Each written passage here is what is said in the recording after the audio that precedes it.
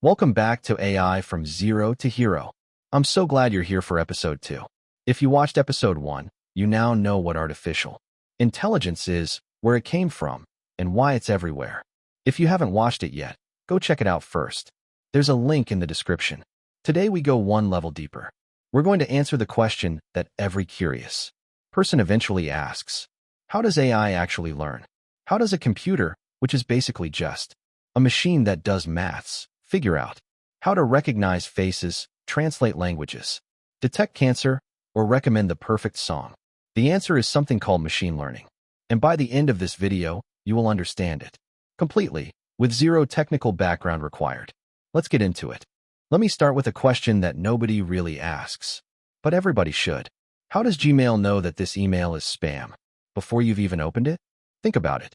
You've never written a rule anywhere that says, if the subject line says you want a prize, then put it in spam. Nobody at Google manually reads your emails and sorts them. And yet, Gmail is right almost every single time. How? Let me break it down. On your left, you can see what spam looks like. Urgent subject lines, pressure tactics, random sender addresses, suspicious links. On the right, what a real email looks like. From contacts you know, normal language, relevant to your actual life. And in the third column, here's the magic. You can see how AI learned the difference. Google trained an AI on millions of emails. Every email was labeled spam or not spam. The AI studied all of them and found hundreds of patterns. Not one or two rules, hundreds. And now, it spots spam in milliseconds. And here's the beautiful part. Nobody wrote those rules. Nobody said, if subject equals when, then it's spam. The AI discovered those rules by itself, just from looking at enough examples. That is machine learning. You don't program the rules. You show examples. The AI finds the rules on its own. Now I want to show you the single most important shift in the history of computing, the difference between traditional programming and machine learning. Look at the left side of the screen. In traditional programming, the kind that's been around since the 1950s, here's how it works. You give the computer data, the inputs. A human writes the rules, the logic, and the computer produces answers. Every rule is written by a human, manually, explicitly. Here's an example. A bank's payment system might have a rule like, if account balance is less than 0, then reject the payment. Simple, clear, written by a programmer. The problem? The real world is complicated. How do you write rules for? Does this email look like spam? Or, does this X-ray show early signs of cancer? Or, will this customer leave our service next month? There are too many variables, too many edge cases. You cannot write enough rules. This is where machine learning changes everything. Look at the right side now. In machine learning, the process is flipped. You still give the computer data, but instead of writing the rules yourself, you also give it the correct answers for examples you know. And then, the AI figures out the rules itself. Read that again. The AI discovers the rules from examples. So instead of a programmer saying, emails with the word urgent are spam, you show the AI 1 million emails. Tell it which ones are spam, and it figures out, on its own, that emails with urgent tend to be spam. That is the fundamental shift. Old way, human writes rules, computer follows them. New way, human provides examples, computer discovers rules. This is why machine learning is called the biggest shift in computing history. Let me give you the clearest definition I know. Machine learning is a type of AI where computers learn from examples and data without being explicitly programmed for every situation. Simple as that. Now let me make it even simpler with an analogy. Everyone will understand. Think about how a child learns to tell cats from dogs. Step 1, you show examples. You show the child 1,000 pictures. This one is a cat. This one is a dog. You label every picture. Step 2, the child finds patterns. After seeing hundreds of photos, the child starts to notice things. Cats have pointy ears. Dogs have rounder, floppier ears. Cats are usually smaller. Dogs have different tail shapes. The child doesn't write these rules down. Their brain just picks up the patterns automatically. Step 3, a mental rule forms. Pointy ears equals probably a cat. Floppy ears equals probably a dog. Step 4, you test it. You show a completely new photo, one the child has never seen before. And now, they get it right. Machine learning works exactly this way. Replace the child with an algorithm. Replace the photos with data. Replace the brain with mathematics. And you have machine learning.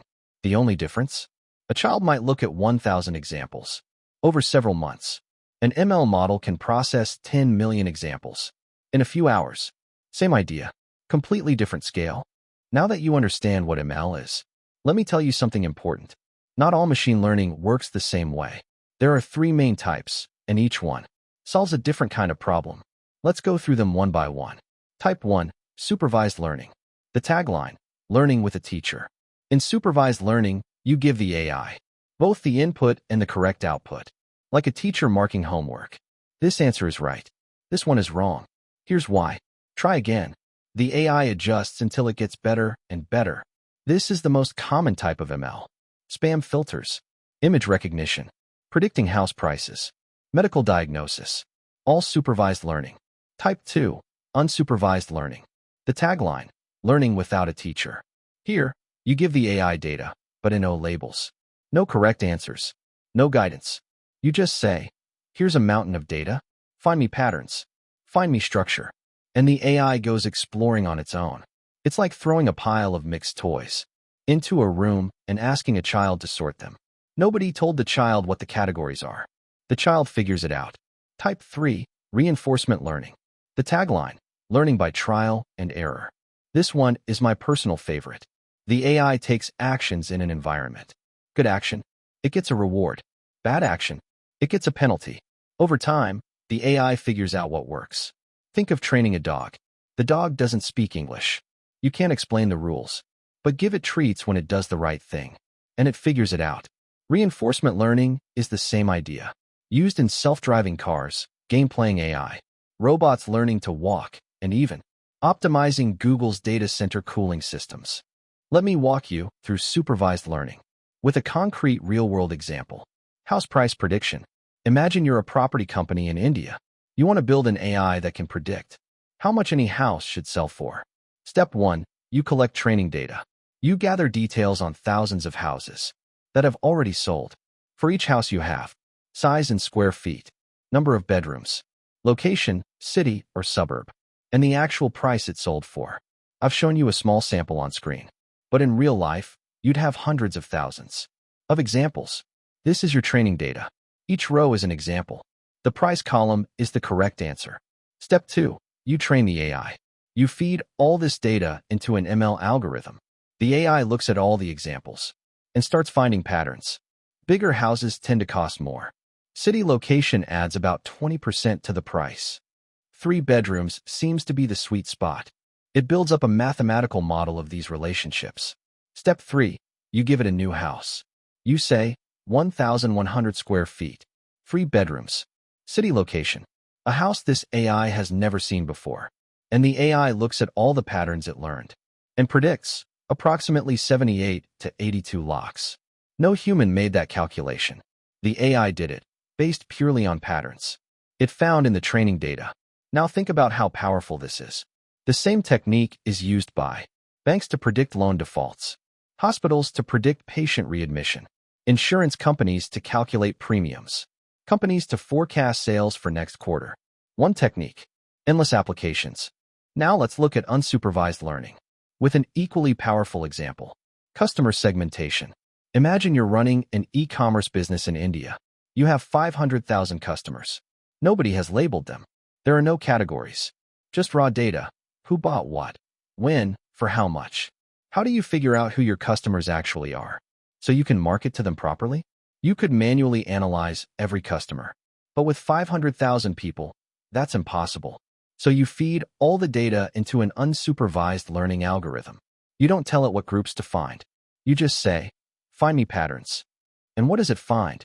Group 1, high-value shoppers. These people spend 50,000 rupees or more every month. They buy premium brands. They're extremely loyal. They almost never return products. Action, give them VIP treatment. Exclusive early access. Group 2, deal hunters. They only buy when there's a sale. They browse a lot, but buy very little at full price. Action, send them discount alerts and flash sale notifications. Group 3, tech enthusiasts. They're always buying gadgets and electronics. They're early adopters, first to try new things. They read every review before buying. Action, target them with new product launches. Group 4, new parents. They suddenly started buying baby products. They care about safety and quality above price. They're time poor, they want convenience. Action, bundle offers. One-click reordering. Now here's what will blow your mind. The AI found all of these groups. On its own. Nobody told it to look for new parents. Nobody defined deal hunters. It just saw the patterns in the data and clustered similar customers together. That is unsupervised learning. Finding hidden structure in data without anyone telling you what to look for. And now for my favorite type, reinforcement learning. Let me use the simplest possible analogy. Training a dog. Imagine you want to teach your dog to sit. You say sit. The dog does nothing. No treat. The dog tries lying down. Still no treat. The dog jumps around. Penalty, you say no. Then, completely by accident, the dog sits. You immediately give it a treat. The dog doesn't understand English. It doesn't know what sit means. But it knows one thing. That action gave me a reward. So it tries it again. More treats. And again, more treats. After 50 repetitions, the dog has mastered sit. Reinforcement learning is identical. Look at the right side, AI playing chess. The AI makes a move. Bad move. It loses position. Penalty. Good move. It gains advantage. Reward. The AI plays millions of games against itself. Overnight. Without sleeping. Without getting bored. After enough games, it figures out which sequences of moves lead to winning. This is exactly how AlphaGo, Google's AI, learned to play the board game Go. A game so complex, experts said it would take 50 years for AI to beat a human champion. AlphaGo did it in 2016 using reinforcement learning, and it beat the world champion in a way that chess grandmasters called alien, moves no human had ever thought of. Because the AI wasn't limited by human thinking. It explored every possibility and found strategies humans had never discovered. Beyond games, reinforcement learning powers. Self-driving cars learning to navigate traffic. Robots learning to walk, pick objects, and assemble parts. Trading algorithms optimizing investment portfolios. And, my favorite fact, Google used it to cut their data center cooling costs by 40%, saving hundreds of millions of dollars. We've talked a lot about how ML learns, but now let's talk about what it learns from. Training data. If machine learning is a student, training data is the textbook. Without good data, there is literally no learning. The algorithm has nothing to work with. So what is training data? Training data is a collection of labeled examples that the AI learns from. For a spam filter, millions of emails labeled spam or not spam. For a face recognition system, millions of labeled photos. For a medical AI, thousands of labeled X-rays and scans. The more examples you have, the better the AI gets. But there's a catch. Bad data creates bad AI. And this is more common than you think. If your training data has incorrect labels, the AI learns the wrong patterns. If your data doesn't have enough variety, the AI only works for the cases it's seen. And most importantly, if your data is biased, your AI will be biased. Here's a real example. Amazon built an AI to help screen job applicants. They trained it on 10 years of past hiring decisions. The problem? For 10 years, Amazon had mostly hired men. So the AI learned a pattern. Male candidates tend to get hired. Female candidates tend to get rejected. It started penalizing CVs that included words like women's, as in women's chess club. Amazon had to scrap the entire system. The data was biased. The AI became biased. Now here are some numbers to put data scale in perspective. ChatGPT was trained on approximately 45 terabytes of text data. That's like reading every book ever written, multiple times. Tesla's self-driving system has trained on billions of real driving video frames. Your own data? You're contributing to AI training. Every time you use Google, Netflix, or Instagram. The bottom line, data is the new oil. The quality and quantity of your training data determines 80% of your AI model's success or failure. Everything else is secondary. Let me wrap up with one more incredible real-world example. And then I want to be honest with you about where machine learning fails. First, credit card fraud detection. Right now, every time you swipe your card, an ML model checks that transaction in under 2 milliseconds. Here's what it does. Over time, It learns your spending pattern. You spend in Delhi, usually under 5,000 Indian rupees, mostly on weekdays, at specific types of stores. Now suddenly, there's a transaction. 80,000 rupees.